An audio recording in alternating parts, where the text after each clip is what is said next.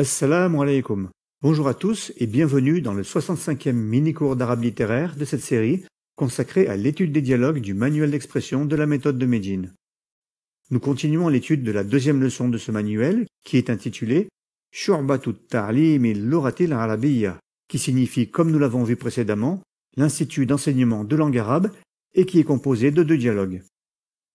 Dans le cours précédent, nous avons terminé le premier dialogue de cette leçon intitulé Ma'a talibin jadid et nous commençons donc aujourd'hui l'étude du deuxième dialogue qui se déroule entre 2 étudiants, Rachid et Mohammed. Commençons donc par nous intéresser au titre de cette nouvelle leçon. Ad-dirasatu fi shu'bah. Ce titre est composé de 3 mots, dont un seul est nouveau dans cette série de dialogues. Ad-dirasa, qui signifie étude, ou de manière générale, les études, dans le contexte scolaire et universitaire.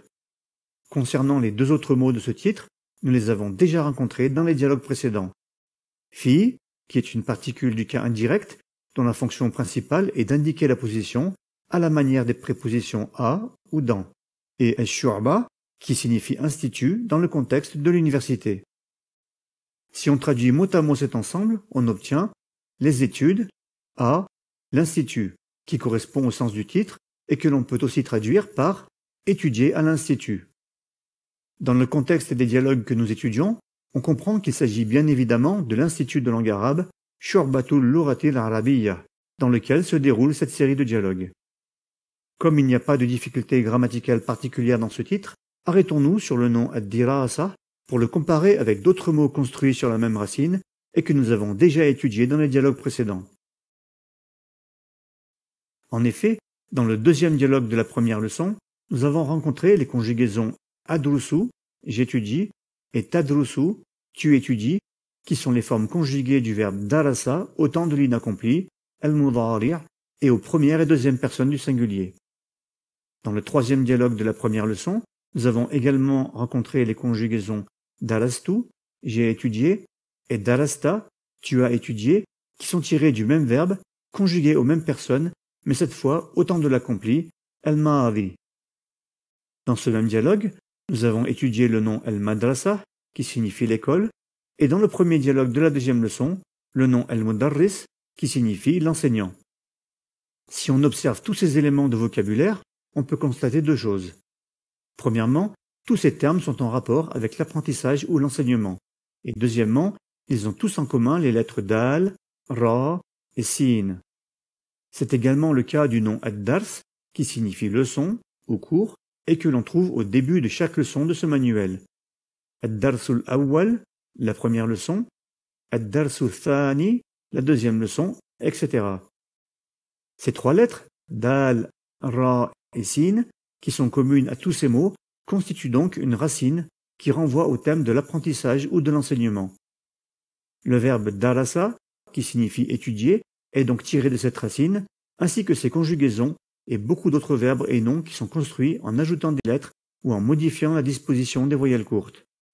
Dars, une leçon, madrasa, une école, mudarris, un enseignant, dirasa, darastu, j'ai étudié, darasta, tu as étudié, adrusu, j'étudie, tadrusu, tu étudies. Ces ajouts et modifications de la racine permettent ainsi de donner un sens particulier à chacun de ces mots qui restent liés au thème de l'apprentissage et de l'enseignement. Ces transformations ne sont pas du tout aléatoires et répondent à un ensemble de règles qui sont regroupées dans un domaine de la langue arabe appelé as-sarf et que l'on peut traduire en français par la morphologie.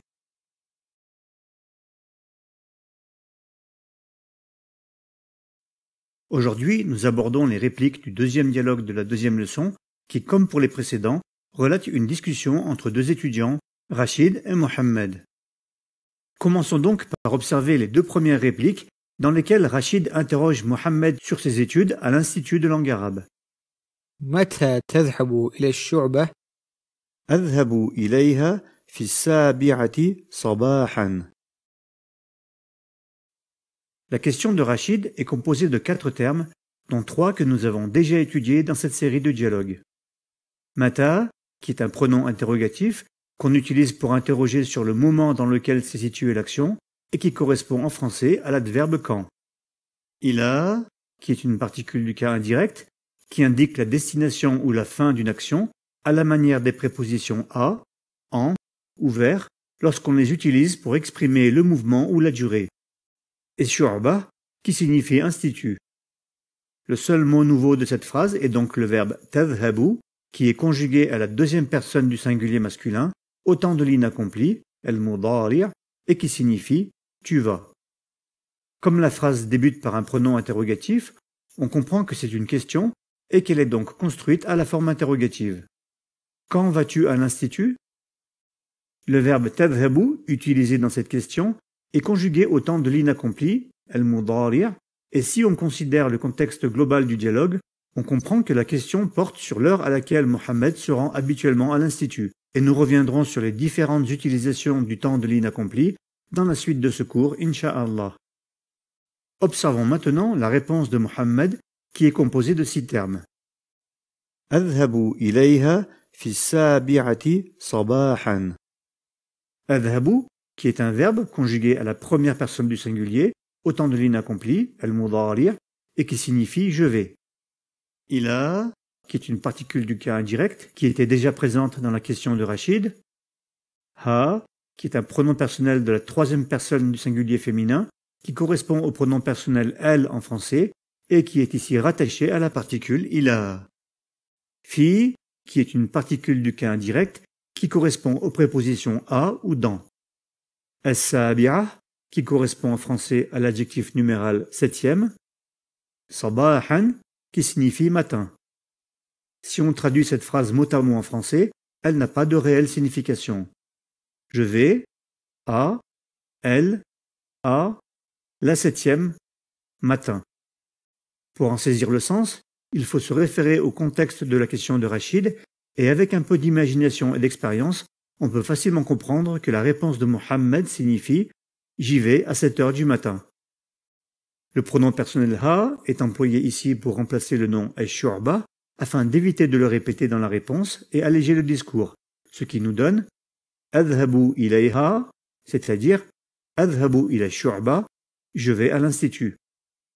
Le pronom personnel ha s'utilise pour remplacer un nom féminin singulier, comme c'est le cas du nom ash-shu'ba, qui est féminin en arabe littéraire et termine par la lettre ta marbuta. Traduit mot à mot, la construction adhabu ilayha signifie je vais à elle, qui n'est pas une tournure correcte en français, et qu'on traduira donc par j'y vais. Pour dire à 7 heures en arabe littéraire, on dit fi sa'ati sabi'a, qui signifie littéralement à la 7e heure, et que l'on peut raccourcir en disant fi sabi'a en ne laissant que l'adjectif numéral lorsque le contexte permet de comprendre qu'il s'agit de l'heure, comme c'est le cas dans la réponse de Mohammed. Fi sabi'a à 7 heures, fi thamina à 8 heures, fi tasi'a à 9 heures, et ainsi de suite. À la fin de sa réponse, Mohammed précise à Rachid qu'il s'agit du matin en disant fi sabi'ati sabahan, qui signifie à 7 heures du matin. Pour indiquer 7 heures du soir, il suffit de remplacer le nom sabahan par masa'an, qui signifie le soir. Fi sabi'ati sabahan, à 7 heures du matin. Fi sabi'ati masa'an, à 7 heures du soir.